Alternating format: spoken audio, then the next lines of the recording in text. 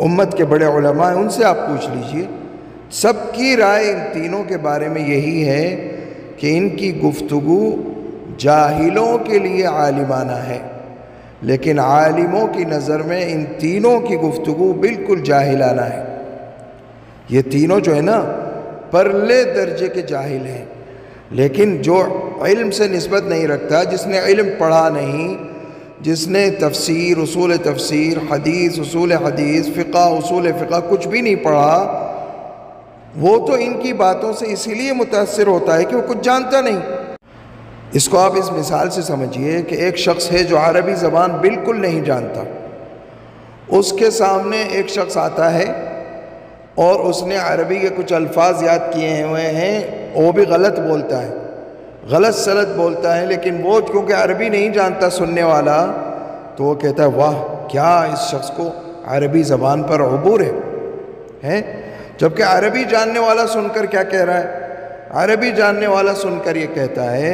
کہ ارے یہ بکواس کر رہا ہے، یہ کوئی عربی زبان نہیں بول رہا، یہ صرف اس نے چند جملے رٹے ہوئے ہیں۔ تو یہ تینوں جو ہے نا، میں نے تو تینوں کو کیونکہ سن کر دیکھا ہے، مرزا انجینئر کو بھی، یہ ایک حدیث شریف بھی سند کے ساتھ صحیح نہیں پڑھ سکتا، لیکن یہ بات تو علماء سمجھتے ہیں نا، یہ بات تو علماء سمجھیں گے، کالج یونیورسٹی کے لوگ تو نہیں سمجھیں گے اس بات کو، جنہوں نے علم حاصل نہیں کیا، علم دین حاصل نہیں کیا، یا عام جو طبقہ ہے ایم اے بی اے لیے دیے والا جو ہیں، وہ کیا سمجھیں گے اس بات کو؟ تو قرآن کا بھی علم نہیں ہے اس کو، حدیث نبوی کا بھی علم نہیں ہے، اور جاوید غامدی تو ایک آیت بھی صحیح نہیں پڑھ سکتا، ایک آیت بھی قرآن کی صحیح تلفظ کے ساتھ نہیں پڑھ سکتا، اور یہ سننے کے بعد میں کہہ رہا ہوں۔ اور مولوی اسحاق کا بھی یہی حال تھا، ایک حدیث نبوی یا ایک آیت قرآنی بھی صحیح تلفظ کے ساتھ پڑھنے پر اس کو قدرت نہیں تھی۔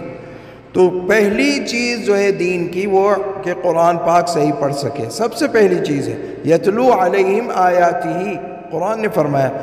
حضور علیہ السلام کا سب سے پہلا جو وظیفہ تھا وہ کیا تھا؟ یتلو علیہم آیاتہ۔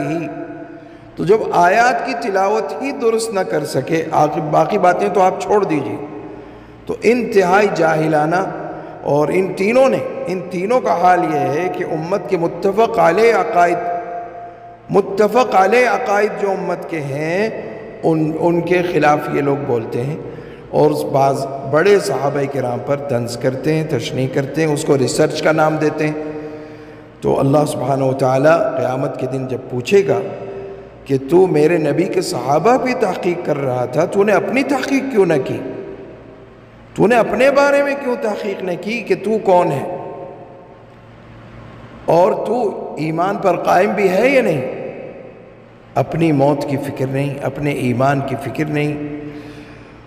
اور صحابہ کرام پر تنقید ہو رہی ہے۔ اور جاوید غامدی نے تو امت مسلمہ کا متفق علیہ عقیدہ جو ہے، جو قرآن نے بیان کیا ہے حضرت عیسیٰ علیہ السلام کے بارے میں کہ ان کو زندہ آسمان پر اٹھا لیا اللہ تعالیٰ نے، اس کا انکار کیا جاوید غامدی نے۔ اور مولوی اسحاق نے حضرت عمر بن الخطاب رضی اللہ تعالیٰ عنہ پر تہمت اور بہتان لگایا،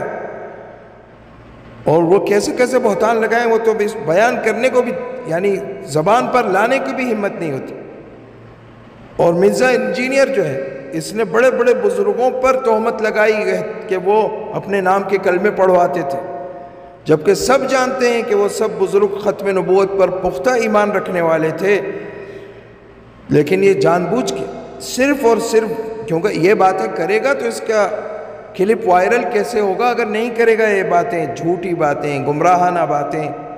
تو بھائی کسی کا کلپ وائرل ہونا اس کے حق ہونے کی دلیل نہیں ہے، یاد رکھو۔ یہ تو میں نے اپنے لوگوں کو سمجھانے کے لیے مجبوراً یہ ریکارڈ کرا دیا ہے اس وقت، ورنہ میں تو اس قابل نہیں سمجھتا ان تینوں کو کہ ان کا نام بھی لیا جائے۔ وآخر دعوانا الحمدللہ رب العالمین۔